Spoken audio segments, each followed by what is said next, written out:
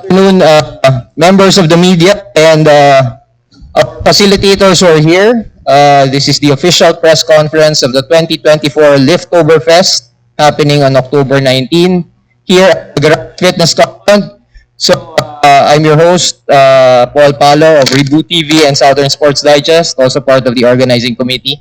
So I'd like to introduce our facilitators this afternoon. We have Coach CATTZ CRUZ for Olympic weightlifting. Next to him is Mr. Steven from for Strongman. Next is Mr. BRENDON BUENAFLOR for arm wrestling. We have our main organizer, Mr. SEBASTIAN of Garage Gym Supply. And lastly, we have Mr. LENUS OCUBILLO of the powerlifting event. So we'd like to ask our guests for their opening remarks. Let's start off with Coach CATTZ. Sir. Good afternoon, everyone. So,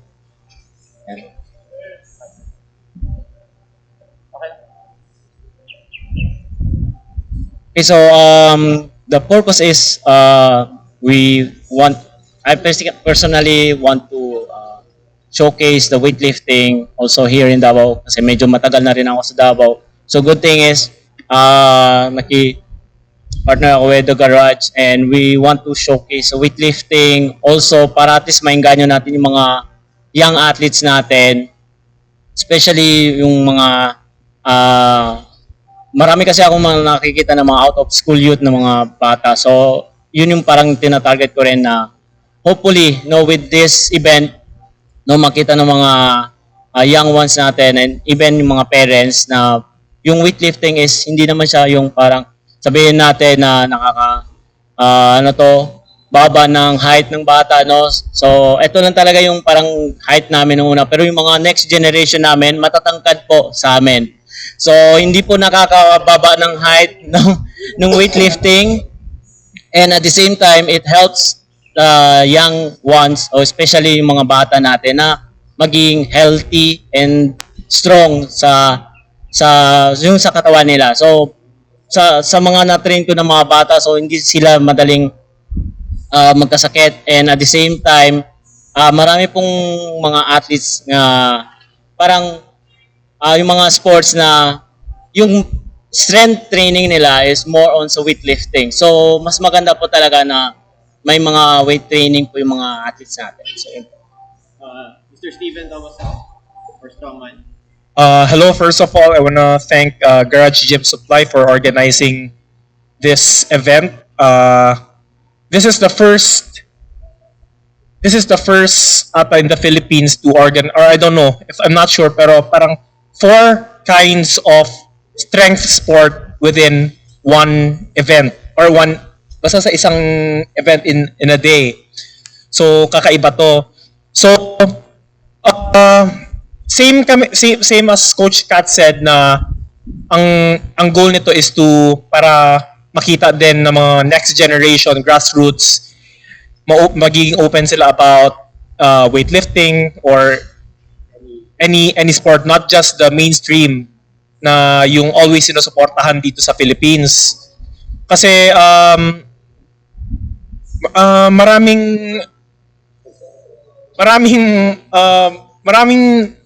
makaka-benefit din, lalo na sa mga bata na hindi pa nila alam kung ano yung kakayanan nila. Like for example ako, I didn't know na magiging ito pala yung sport ko, na meron akong potential for this and that. So this is a great start to show them na kaya din pala natin dito sa Philippines, lalo na dito sa Mindanao. So, ayun lang. Thank you. Arm wrestling. Actually, arm wrestling in the Philippines is very fast-growing sport. Most of the towns, cities have their own teams, and we are currently joining some events from abroad. Although this is no longer new, I became the Philippine champion in 1993 when I was 18, but was made popular just now in the Philippines. Actually, we are going to participate in Bohol this October 13. The Mindanao Arm Wrestling Team, composed of me, my brother, and one of my cousin, will participate this 13 in Bohol for the National Arm Wrestling Competition. So, this is no longer new to us because sa unang panahon, kabalo naman taon sa arm wrestling, only nag-innovate ang arm wrestling, nag-level up to some techniques and power trainings, specialized trainings for arm wrestling, arms, mostly for arms. So we are hosting arm wrestling this October 19, first time here. Actually, not first time, but First time na parang this gym will host in arm wrestling. So that's all.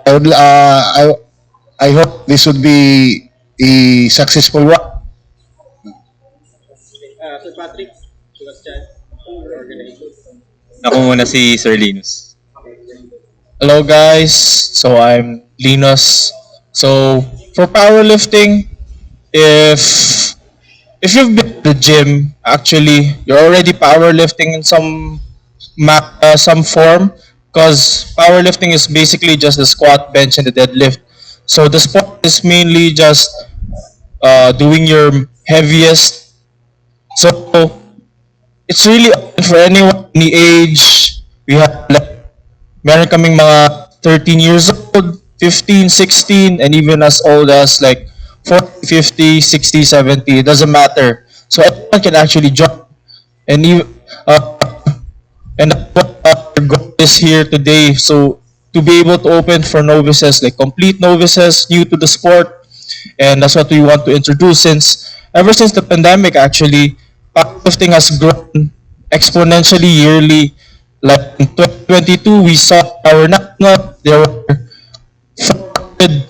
400 people competing in our nationals. So we want that for that scene to, we want to exponentially grow the powerlifting scene here in Davao through Garage Gym, Liftoberfest.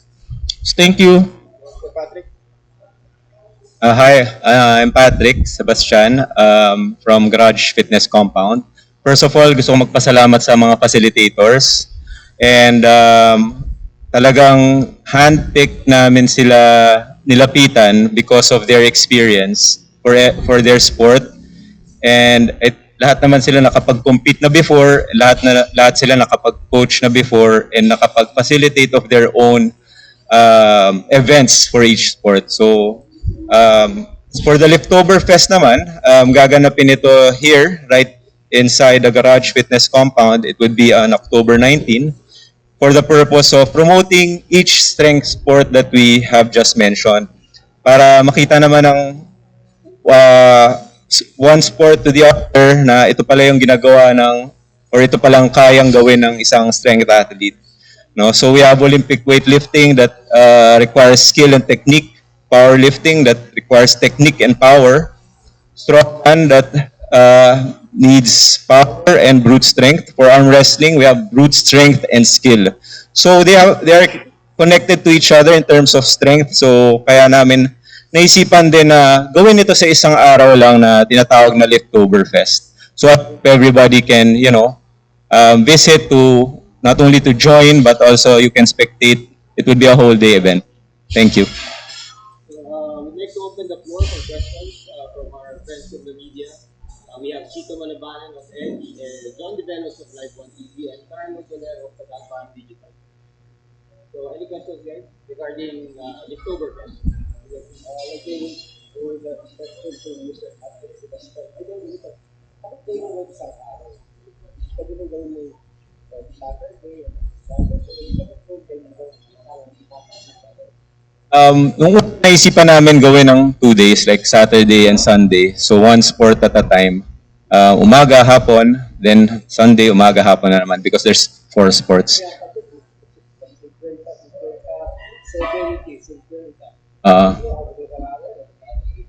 Currently, we have 50 athletes naman, tapos it's well distributed for the sport. Now we have morning and afternoon. Kaya namin pinag-isa is we want to show people this kumbaga sa isang fitness compound lang, and the spectators of powerlifting can see what is Olympic weightlifting is all about. So parang tinry namin i-maximize yung time and space para for the sake lang din ng strength community of Davao na magkaisa lang sa isang area. Yeah.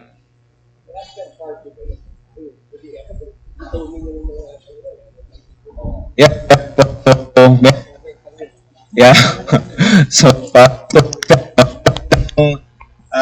drinks after party, and during the whole event, there will be food vendors. So we open the fitness compound for like food trucks and other food foods and drinks. Yan, dyan sa labas ilalagay. May mga tents naman kami to provide for all the spectators and athletes. Follow-up question, Chito Maraval. So the venue will be in this place. So ang pa natin yan, ang events is simultaneous or one event at a time? Paano bang scheduling natin? Simultaneous ang 2 sport for the morning, then another 2 in the afternoon.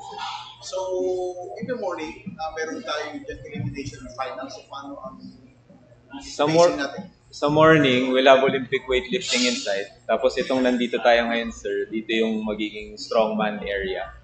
So, yung program. Olympic weightlifting is usually best lifts talaga yan, heaviest. So, it should end before lunch. Then, ang Strongman will start early also. Tapos, merong mga 4 categories. May male and female din. Then, it should end around after lunch, mga 1 or 2. Then susunod na yung powerlifting, which is inside then the arm wrestling, which is here. So with regards to the yung health and protocol, health and safety protocol, have you coordinated with the LGUs o sa mga agencies regarding sa safety ng mga participants? Yes, sir. Kaya rin kami nakipag-partner sa one of the most experienced sports organizers, si Southern Sports Digest. They actually managed to secure all permits, and especially for the safety, kasi yun talaga yung pinag-usapan namin. It's a strength sport, kumbaga 4 na strength sport, tapos maraming athletes. And we want the athletes to be safe the whole time, and kumbaga kampante in any case. No? So we have standby medic and security we also have for during the event para just in case. It's yung apat na event natin, meron pa tayong national team. Yan, ibig sabihin yung sanction. Yeah. For powerlifting, ang association is Powerlifting Association of the Philippines. So national level, they've already brought a lot of athletes into the international stage. So meron tayong mga national athletes. So eventually, medyo kasi this time around medyo short notice. So ang mapadala lang nila is representative. So hindi sila makapadala ng referees. So for now, parang meron lang representative, tapos he'll just overlook the event. Tapos yung mga athlete before na kabisado na nila actually mga rules, kami yung mag-referee. Pero eventually, like, meron na tayong mga referees here sa Davao. This competition will become a qualifying event for our nationals. So parang lalaro ka, tapos meron kayong total mo, which is yung pinakamabigat mo na mga buhat. Yun yung gamitin para basis kung sino ang pwede na lumaro sa nationals namin. Tanong ko sana sa other agency ba, kung ito ba ay magiging part ng isang qualifying for national level, arm wrestling. The national level, arm wrestling is not recognized in the sports, the Philippine Sports Commission. So we have although we are registered, the arm wrestling in the Philippines is registered, but the government hardly support this sport because it is not in the Olympic number of games. But hopefully, we have our president, and we are planning to be part of the sports one of these days. Uh, Kasi yung arm wrestling is it is a world competition. Eh. We have world competitions for arm wrestling, but only the Philippines is not joining that. And I don't know. How about officiating? Paano yung officiating natin dito? Weightlifting, paano ba natin yung meron ba kayo sanction ba yan ng NSA or saan yung manggagala yung mga judges natin? Okay. The judge will be me.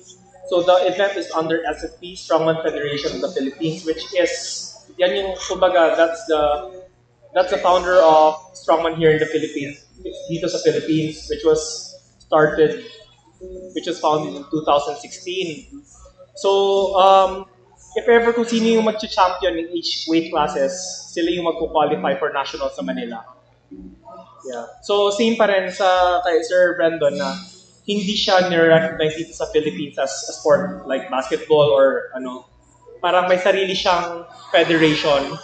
Then, if ever, for example, if sino yung mananalo dito will be qualified sa nationals in Manila. If sino yung mananalo sa Manila, they will be qualified sa Asia na naman. Yeah. Sa amin naman po is nag-start kami, maliliit pa yung mga bata eh, pwede na sila mag-train. So merong competition ngayon, this coming November na, pupunta din ako ng Palawan kasi yung national batang Pinoy. So it's age po 17 below.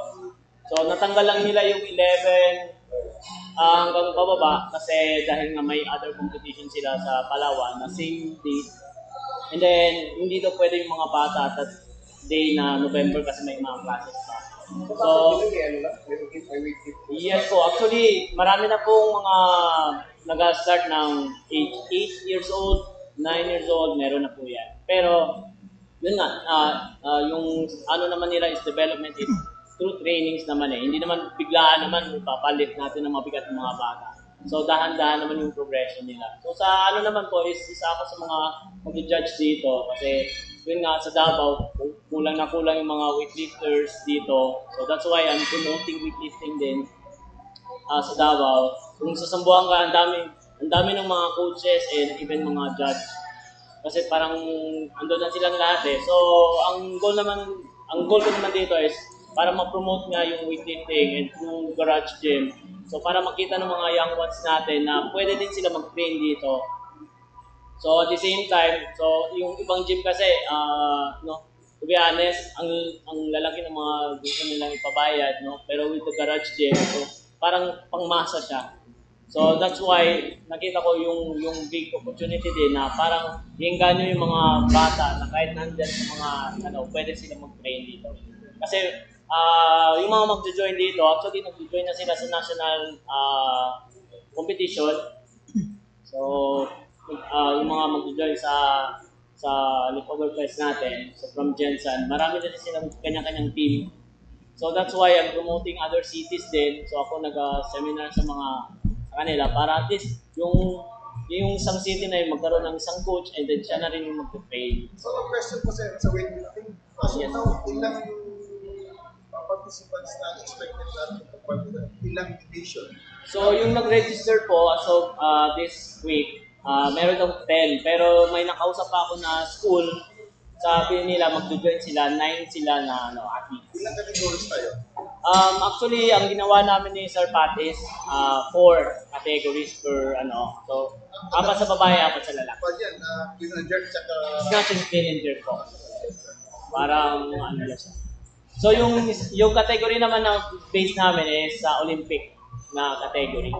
Kasi pag yung national category lang, ang dami. 12 po na category yung natin. So baka abutin tayo ng ilang oras talaga. All the weights na mag-register makakagawa ng records. As of now, sa tingin ko dito sa Davao, hindi po ata eh. So, pero sa personal record nila as an athlete, I think mag-break nila yung mga personal records nila. Ibig ko sabihin, whatever record na may gawa nyo dito, can it be considered sa national? Yes po, yes po. Kasi ano naman po ako sa NSA namin eh. So, nagsasubmit din po ako ng mga records nila. So, yun nga, binibase nila kung meron naman mga na-break na record sa national level. So actually, every competition naman po ng weightlifting is nagsasabit po kami ng mga records sa NSA namin. Yes po. Di ba pupunta si Ivy? Yun nga yung problema, sir. Actually, meron din silang event this October. Pero nagsabi siya sa akin kung magka-time siya, pupunta siya. So yun lang po yung pwede kong maano. Kasi matagal na rin nung nag-start pa lang tayo nag-meeting, nagsabi na ako sa kanya na kung pwede, pupunta siya para at least maano niya yung weightlifting sa hindi lang yung sa competition, pati sa ibang city din. Kasi marami na yung nag-request sa kanya na kung pwede mag-visit siya para at least ma-promote din po yung sport. Carlo, Tulet, o Kadangpan? Lesson after the organizer to artistic with analysts. Any of you can answer kapag sa mga expertise if necessary answer na how risky raman po in lifting weights, especially sa arm wrestling for those participants who wanted to join. How risky po? That is it's a very good question. Ito na lang para sigurado. Mapasok na. It's a good question, no? The risk is very high when the players or the participants is not well trained of the game. So as far as our concern, we are not going to allow those players na we don't have seen them in our training sessions, like in our team here in Davao. But even in the professional, it could happen. Bone breakage like that. So it's up to the people who are in the referees to secure, to give the exact measure to avoid such injuries. So there are experts who would watch there, the referees, the host. But the risk is, yes, it is risky. Can I add something? Regarding sa injuries, no? Halos lahat ng sport, once pag na-reach mo na yung ganitong level, lahat talaga may risk. Kahit name any sport, di ba? So, ano talaga, ang sagot dyan is, you really have to train yun. You really have to train and prepare for that event. Our question, how was organization and do we have a screening process? Lalo na parang sa mga participants natin. It's event, pero baka yung not everyone mag-register can be, so do you conduct screening testing? During the day before the event, we will have the athletes briefing. So may weigh-in sila. And we will assess their capability. Talagang well-versed sila sa sport, and if they have experienced the actual sport, not really kung first-time competition, it's okay. Pero yung they have the training regimen prepared for the sport. So we will may interview rin ako sa amin. Do we expect up and down for the battles? Yes, meron from Jensen, where Steven has a gym actually. It's called Jensen Strongman Gym. So I think merong more than 10 na darating from Jensen. and also for Olympic weightlifting.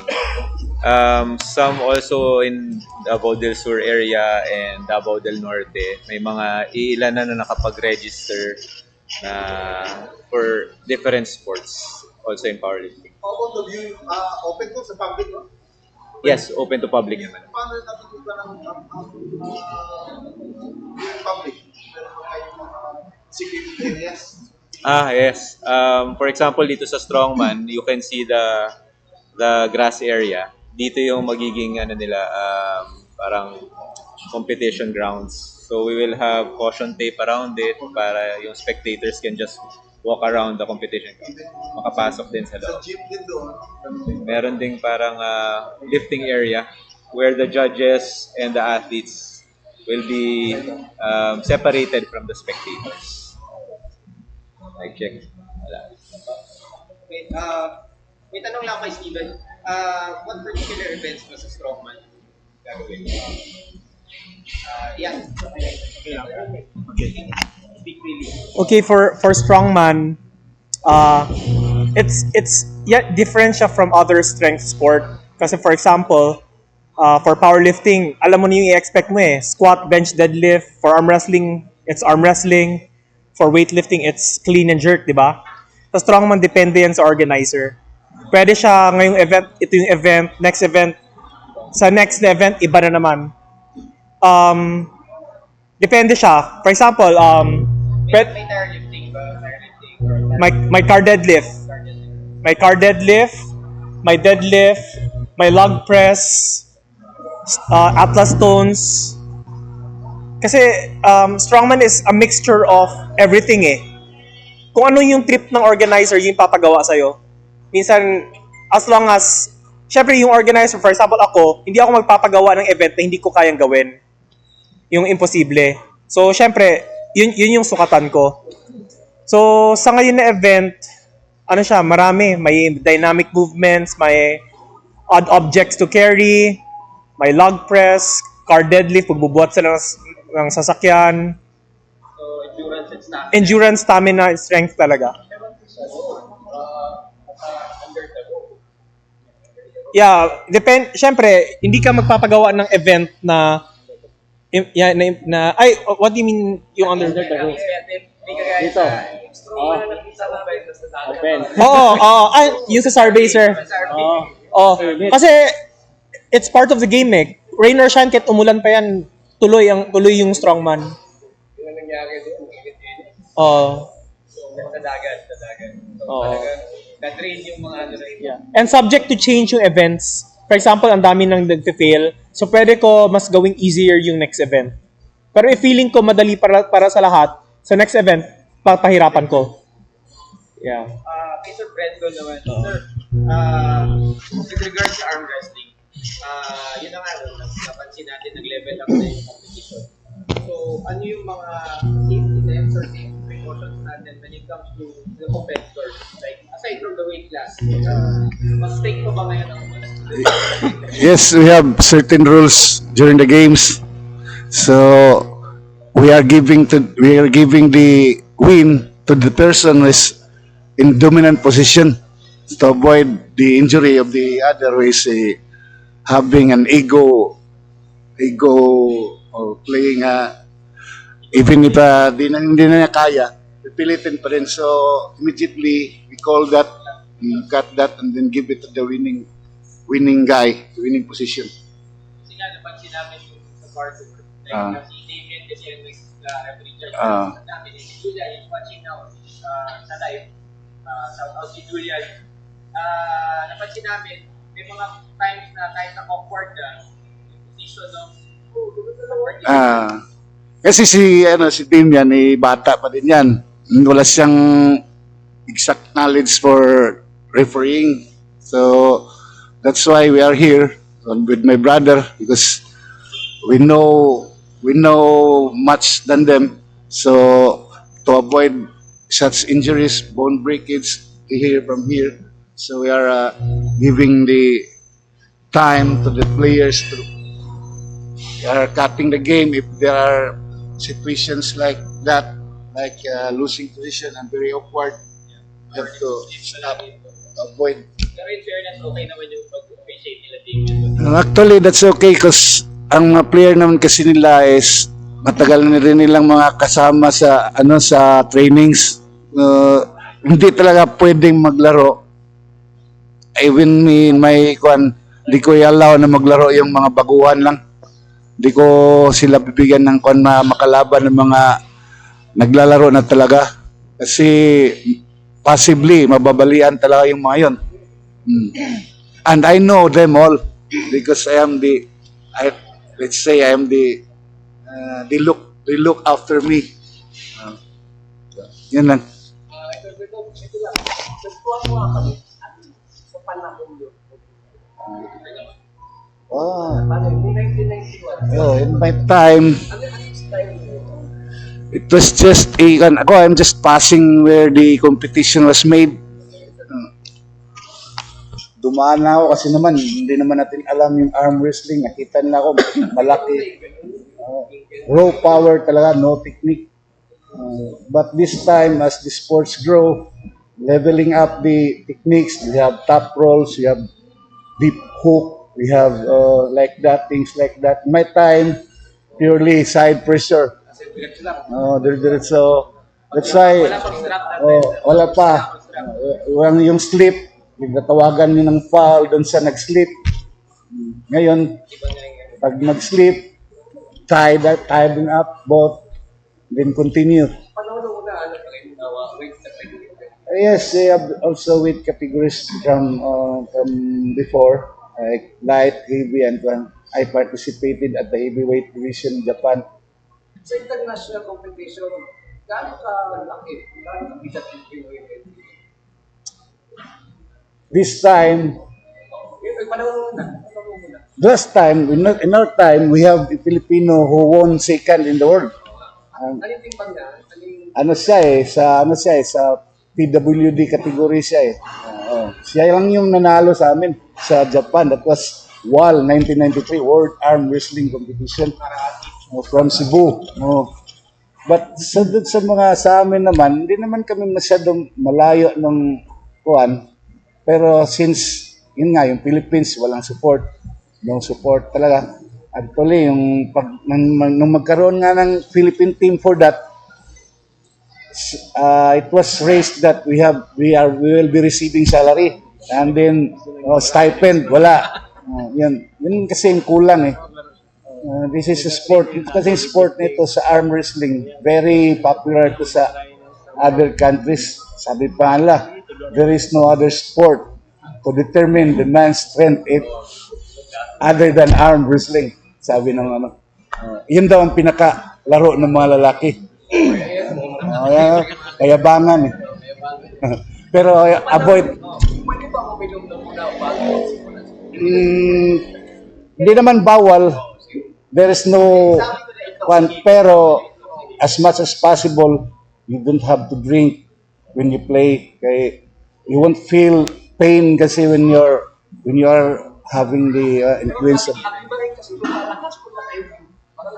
Hindi na, karon kasi very scientific na yung mga arm wrestlers natin. Mayroon gumagamit ng mga drugs kasi wala naman, hindi naman binabawal. Pero here in Davao, it used to be clean, it used to be natural. Enhanced drugs sa national competition, bawal talaga. Hindi rin kasi, walang bawal eh. Just like bodybuilding,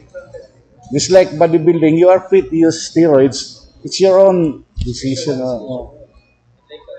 Like sa Olympics now, when you found out that nakaikwan, you'll be out talaga. Anti-doping. Question ako kay Mr. Patrick. How do you challenge ngayon na is this the first time na mag-organize kayo ng Yes, first time. How do you find so far the challenges logistically tapos yung sa preparation considering itong apat na sport na will be done sa inyo? Well, sa logistics sa equipment, since it's also prepared by Garage Gym Supply, it's also under the garage. So, equipped naman. And we also have gyms like Kilo Culture and Jensen Strongman Gym na nag-support for their equipment. for each of the sport na i-help. With regards sa mga officiating ng mga officials natin, each event sila ang provide ng cost of the organizer, cost ng mga judges, mga officials. You mean to say each event, yung equipment? No, officials. Officials, yeah. Actually, bawat facilitator, tinulungan din yung Liftoberfest na makompleto. Like for, merong PAB representative na making sure na all the rules of powerlifting will be susunod.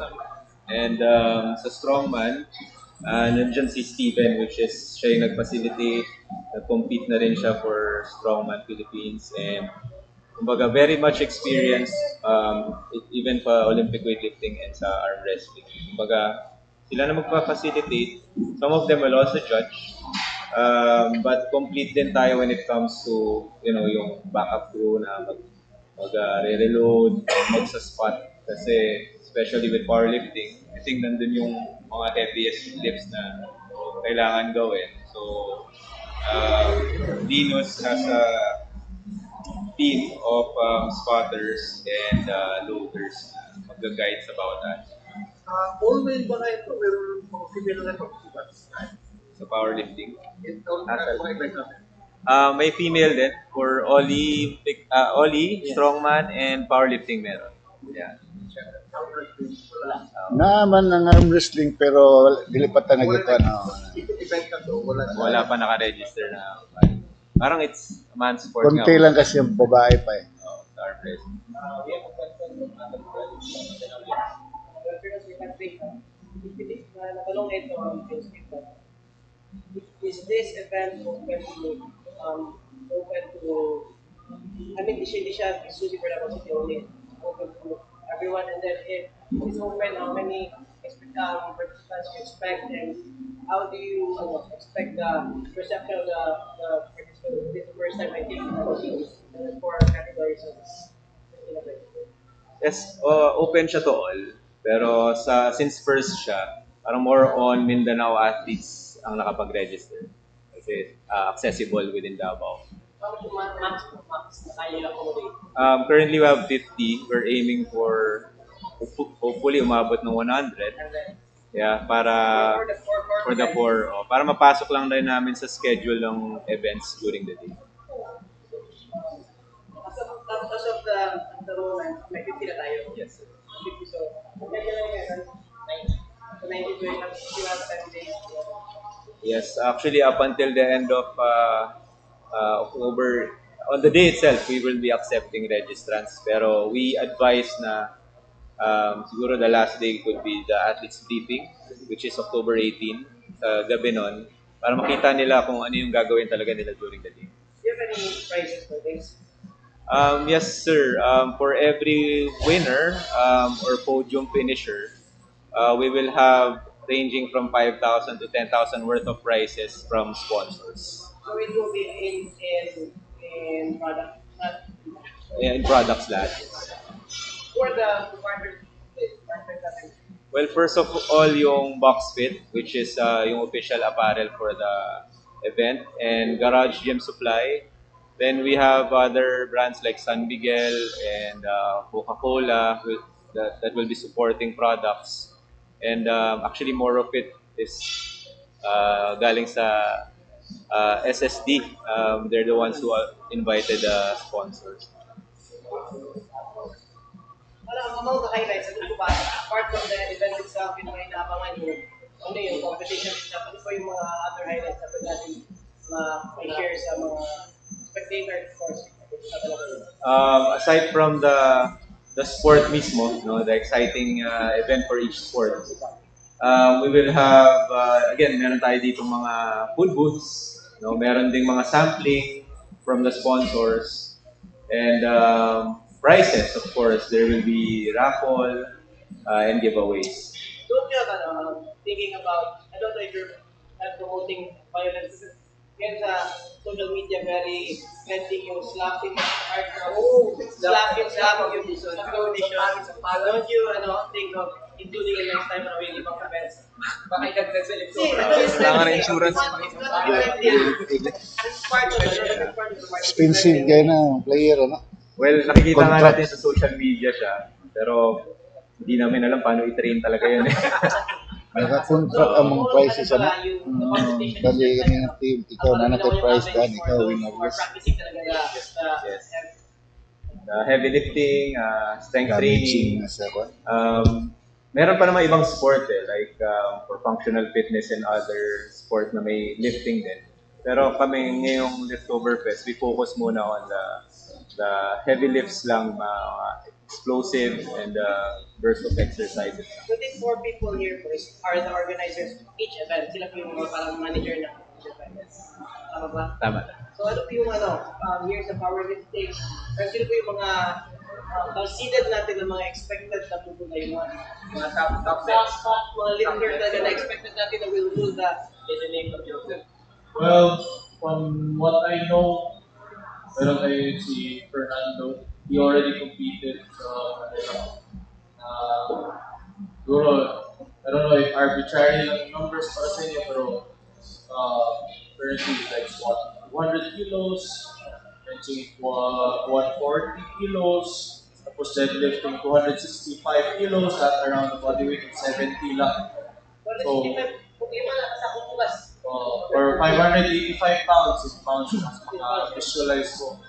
So, yun yung mga top bets ko lang. Sino yung Fernando, I'm not sure his last name. Fernando, kasi yun na alam ko. Kapag yun po, Sir CATTZ, sa Olympic weightlifting, ito po yung mga best na promote talaga vastly. Kasi because of your capacity and utility. So ano po yung, sino po yung mga, may from Zamboanga din pupunta. Kaya,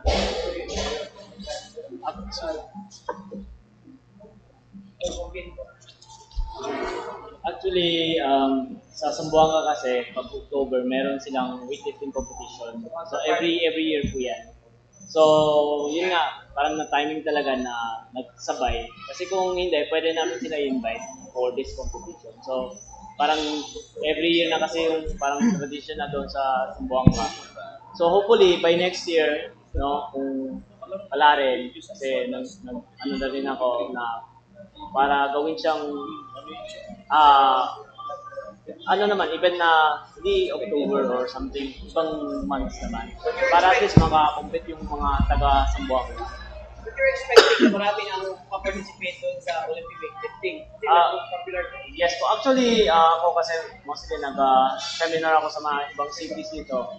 So, meron naman mga coaches ngayon na tinatrain ko. So, magko-compete sila this Oktoberfest. So, nagko-compete na rin sila sa PRISA and national level sa weightlifting. So, hopefully, ngayon, nag-start sila, medyo hindi pa ganun kataas yung mga lift nila. But, kasi nag-start na mga 1 year, 2 years na eh. So, eventually, nag-increase na rin yung mga lifts nila this year. So, hopefully, makita ko, at least, maano ko sila, mag-guide sa mga lifts nila. Sir Steven, very question for you. Can you elaborate mo what will be inside, what consisting the Strongman, what will you main event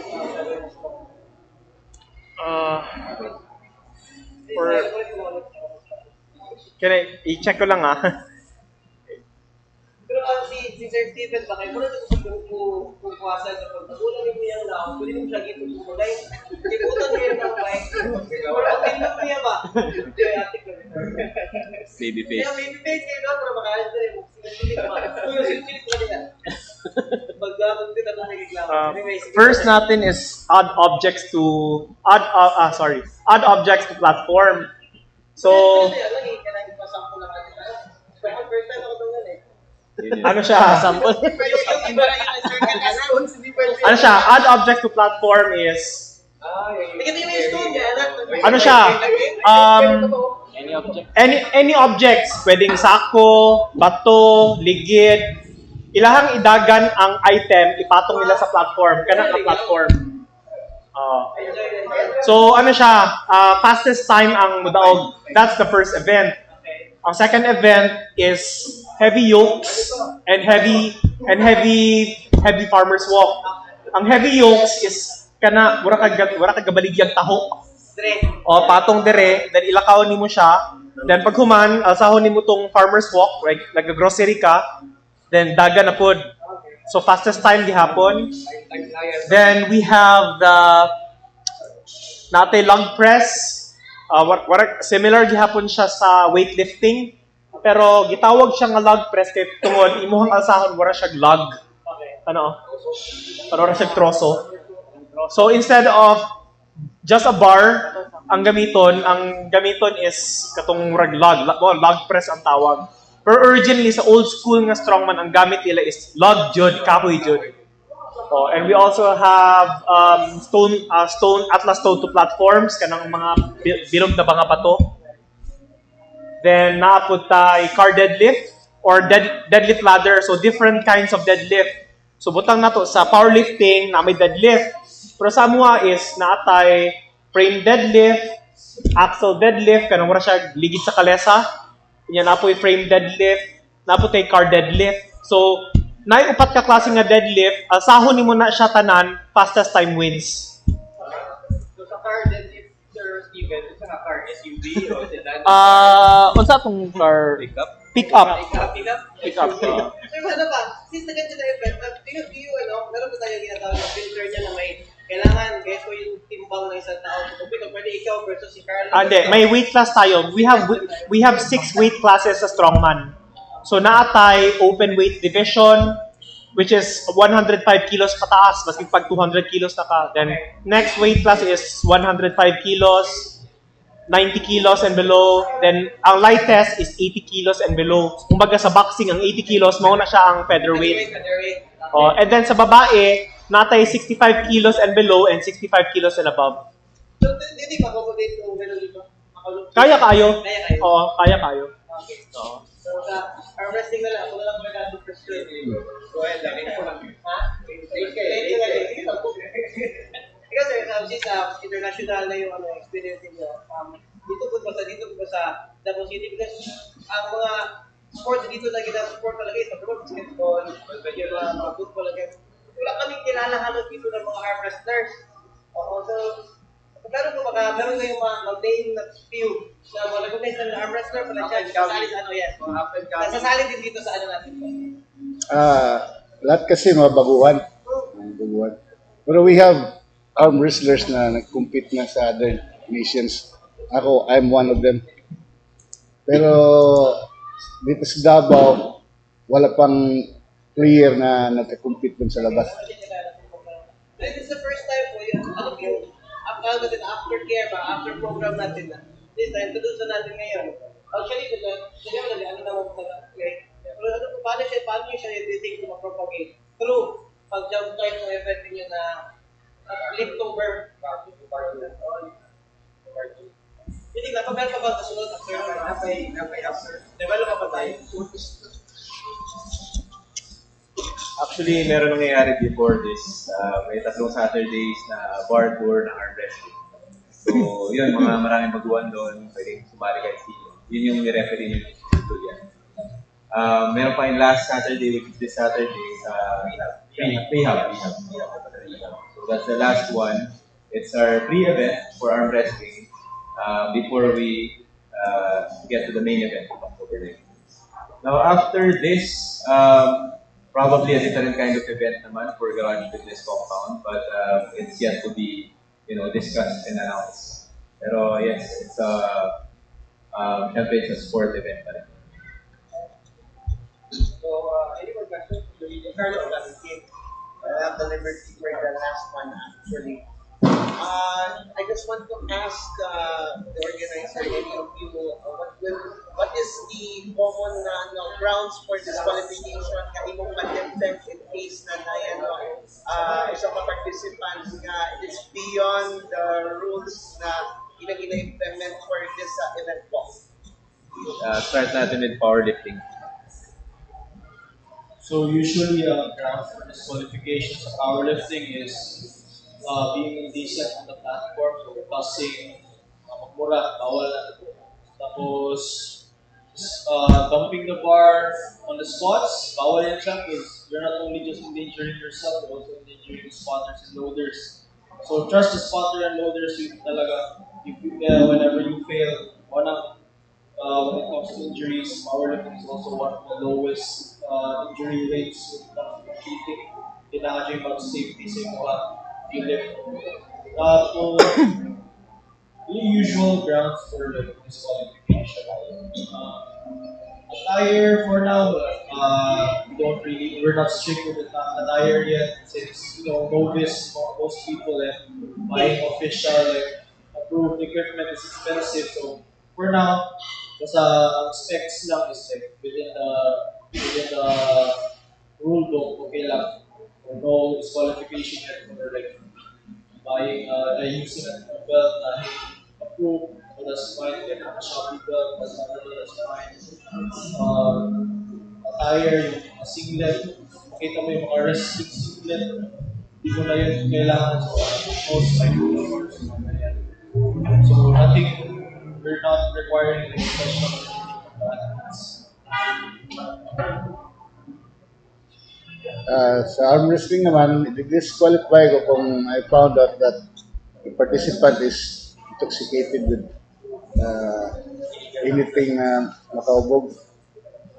Other than that, shouting and bands, arm wrestling is a hype game. So it is allowable sa mo. So, but to the extent of you make mura to other, we don't want that. But shouting and basta yung arm wrestling kasi is a very hype game. Kaya walang pwera lang doon pag nakahubog siya, we will not allow him to join. Halos the same lang man. So, ayan, syempre athlete ka, so the discipline should be there. If tanggalon mo ng imong discipline within the platform, magmura, disrespecting the judges, kana. So, usually kada lang man, mao yun na siya ang common. Kay, lalo na sa strength community, even your opponents, will cheer their opponents. Inana na siya. Maski mong kalaban, kung di niya na maalsa, i-cheer ninyo na siya para maalsa niya. So, that's one thing na nindot kayo sa strength community. Alright. Sa weightlifting, same lang din kung makita ng mga judges parang lasing or hindi talaga yan papakupit. So, wise sa safety din ng athletes. And sa amin kasi, mostly pag nakikita ng mga judges na masyadong malaki yung t-shirt or naka-short, so hindi talaga yan papa-lift. So it's either mag-change siya ng or diba, mag-singlet siya. So kasi marami na yung nangyari sa international competition na medyo malalaki yung kasi may tinatago sila na something support the knees or sa elbows, mga ganon. So dapat wala.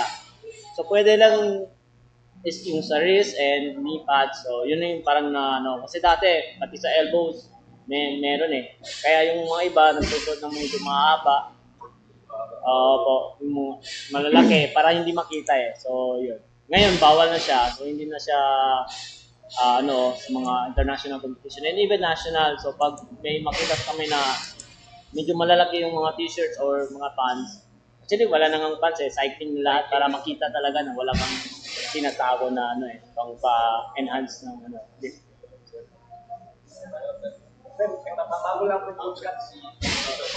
Coach CATTZ, ito, ano yung encourage yung parent na may potential sa weightlifting na at yung sabihin, kung natin naniniwala mo na tayo na mag-weightlifting, hindi ito po. Actually, yun yung story ni Heidi nung nag-start kami. Kasi nung nag-start na train ko si Heidi, ayaw ng parents niya. Especially ng auntie ko. Kasi babae. Sabi niya baka hindi na magkakaanak or hindi na magkaasawa. Kasi mga ganun mga yung ginagawa ko naman since nakita ko yung potential ng bata. nung nag-start kami. Kasi apat sila na train ko eh. Sa apat na yun, yung tatlo na yun lalaki, including yung kapatid ko na bunso, mas malakas pa si Heidi sa mga lalaki. Nung time na yun. Kaya, nung nagtitrain na kami, tinatago ko yan si Heidi sa likod ng bahay namin, doon kami nagtitrain. Yes, para hindi lang makita. Nung nalaman na lang ng mama niya na papunta na kami ng Palawan, nung time na yun, first batang Pinoy namin sa Palawan. So hanggang naging tuloy-tuloy dahil nung nanalo siya, syempre nag-help din siya sa family through incentives. Yes po. So nung nakita nila, ngayon, buong barangay namin, so yung mga parents na nagpapadala, sige, doon ka, magte-train kayo. So nakita ng mga parents ngayon na through sports, no, nakakatulong yung sports sa school, kasi may nagbibigay na ng scholarships, mga ganun. So sa Sumbuanga kasi, from elementary to college, meron na nagbibigay ng scholarship. Last question. Yes. Ever since na may bigyan ng gifting ng babae? Yes po, marami. Actually, mas maraming gustong mag-join sa babae dahil mas madali siyang makakompete internationally. Sa lalaki kasi, grabe, ang lalakas ng, especially sa mga lighter category, ang lalakas ng mga lalaki. So sa babae, may chance talaga na magkaroon tayo ng international na medal po. China? Yes.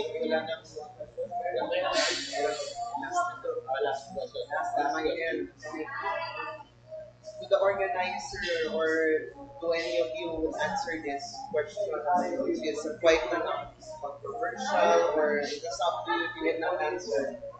Ano lang, are you open for the idea na magpa-test muna sila before competing in any competition for that?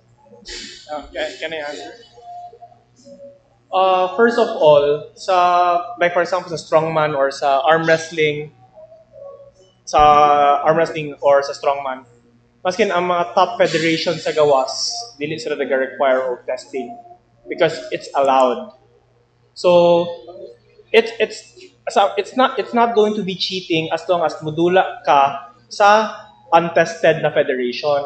It will be cheating if nagagamit ka og PEDs or performance enhancing drugs and then mudula ka sa federation na ginabawal nila. So you just have parang wala gentleman's game siya ba? You have to be honest and you have to be honest lang yun sa ano. So if kabalo kasi mo sarili gagamit ka, dito ka sa federation na nag-allow and if clean ka, pwede makamudula sa federation na gamit, pwede po kamudula sa untested. Same with bodybuilding, which is Mr. Olympia, which is mauna siya ang ginaapilan nila Arnold Schwarzenegger kana. Mauna ang gina-idolize sa mga generation karon sa bodybuilding. Pero kana siya ng competition allowed ang PEDs. So wala na siya testing. I think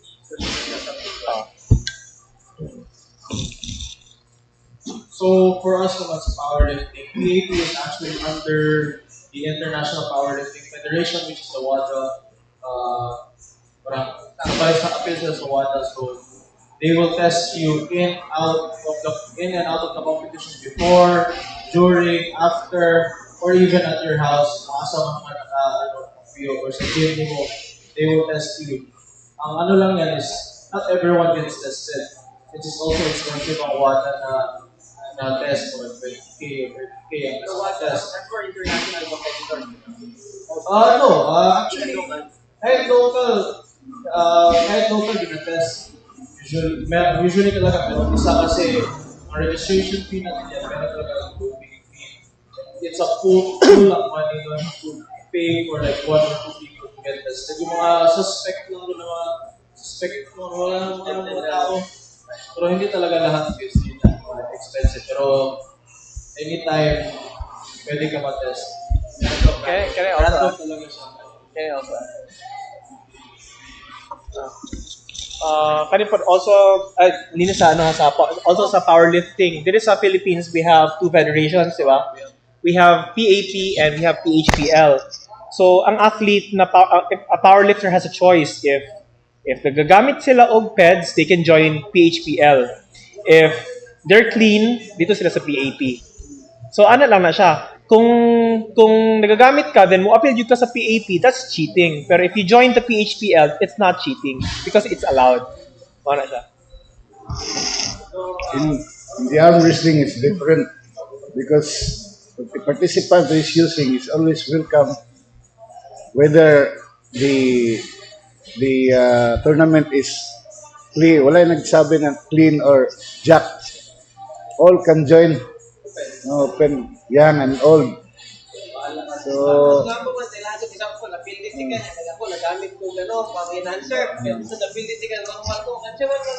gani. Tapos makita ba na sa imong appearance kung nagagamit ka o hindi, maulaw na lang ka. Pero actually, wala yung discrimination. If you're willing to join and andam ka mudawat na mapildi ka sa mga natural, wala yung problema.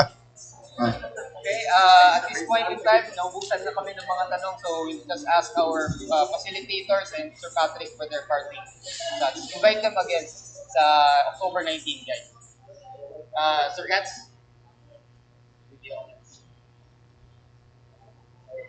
So I would like to invite hindi lang yung mga nung nag-gym dito, yung mga other cities na kung gusto nyo ma-try, especially pag weightlifting, meron naman tayong basic trainings niyan. So hindi naman agad-agad papalift namin kayo. So kung gusto nyo ma-try, so nung nag-start po ako dito sa Davao, so nag-start po talaga kami from zero hanggang ngayon may mga champions na dito sa Davao. So I'm so grateful lang din kasi yun yung goal ko. Kaya from Zamboanga, dito ako sa Davao kasi gusto ko rin mag-build ng weightlifting association or team dito sa Davao. So I'm so grateful na andito si Sir Pat na at least nakita ko na may pagpupuntahan na yung goal ko sa Davao kasi I've been 10 years na po ako dito sa Davao and yet wala pa po akong nabuo na team na solid from Davao. So siguro ito na yung start. So I'm so grateful. Kaya gusto kong mag-invite sa iba kung gusto nyo ma-experience o gusto nyo muna tignan kung pwede ba sa mga bata. Actually, pwede po siya kasi yung number one rule ko po while teaching young ones is yung safety and proper form. Para hindi po sila agad-agad ma-injured. Kasi yun po yung mali ng iba. Akala nila pag maglilip ka ng weights, madali ka ma-injured. Actually, nag-strength con po rin po ako sa ibang sports. Mas madali po pong ma-injured yung mga walang weight training kaysa sa naglilift ng weights. Kasi sa weight, nag-weight, po ako, lift ng weights, nagiging strong po yung katawan natin. Nakikita nyo naman yung mga kasama ko dito. So, yun po yung pwede nating ituro sa mga young generation ngayon na if you want to be strong, you lift weights. First of all, I want to invite everyone. Common reason nga nung dili sila mo join ani nga sport because kulang sila sa right tools on how to train the sport, di ba? So we have garage na equipped na with the equipment here in Davao. So wala ni excuse para sa inyo na gusto mag-try og weightlifting, strongman, powerlifting. Also sa powerlifting we have LENUS's gym, Kilo Culture, no? So, sa mga gusto mag-try, accessible na jud kaayo ang mga training facilities dire sa inyo So, I'm inviting everyone to watch this October 19 sa Liftoberfest. At least makita ninyo how strength sports works. Okay, thank you. Sa akong mga kauban, arm wrestling, shoutout sa inyo. This is your time to shine. Come and join October 19 tournament, first tournament. Daming fans ni Sir BRENDON sa live. Nagpapag-shoutout. Makalati mag-join sa liga. For everyone who wants to compete or are just thinking of it, compete. Because I think the biggest thing that prevents people from competing is like, dili ako mudulag daga magkusgan, di pa makukusgan. No, compete because you want to have fun. Yun lang talaga, number one. You don't have to win. You don't have to win anything. Just play, to have fun. So, see you guys there. So to wrap this up, gusto ko lang magpasalamat sa inyo lahat, no? Especially for our facilitators right now and SSD. To make, and of course, Sandbox, in making this, event possible. Hopefully, we're looking for a successful one this October 19.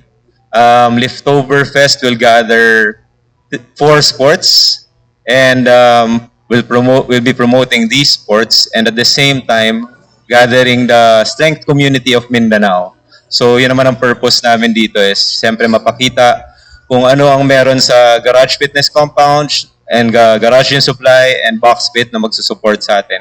And ano ang meron sa bawat sport na ito. And we're aiming just to, the whole strength community to be together and to have a very fun event during the day. Thank you. Very much. Ating mga facilitators kay Coach CATTZ, Steven, Sir BRENDON, Patrick Sebastian, and of course, LENUS OCUBILLO. Maraming salamat, and our friends from the media. So, on October 19, we will start with on-site registration at 7 a.m. Just to give you a briefer. Then 8 a.m. welcome opening remarks tayo. Then 9:30 opening remarks pa rin.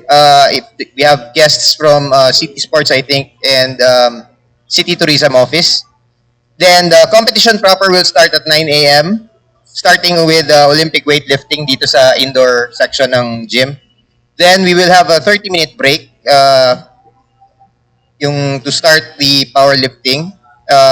Which is also happening sa indoor, no? Then Strongman, also here, dito sa area na to. Then by 11 a.m., the continuation of the competition, arm wrestling will begin dito sa outside, dito pa rin. Then 12 noon lunch break. Then awarding tayo, start ng awarding din for the Olympic weightlifting. So para hindi tayo maubusan ng oras, no? Then resumption of competition at 1 p.m. to 4 p.m. Then 5 p.m. we will be acknowledging our sponsors, followed by the awarding at 6 p.m. Then closing will be at 7. So socials na after. There will be a food bazaar dito, parang mini food bazaar. May mga food carts dito, so mga spectators can come. They can enjoy watching the games and also root for their respective athletes. Okay, so thank you very much. That's all for the 2024 Liftoberfest. We hope to see you on October 19.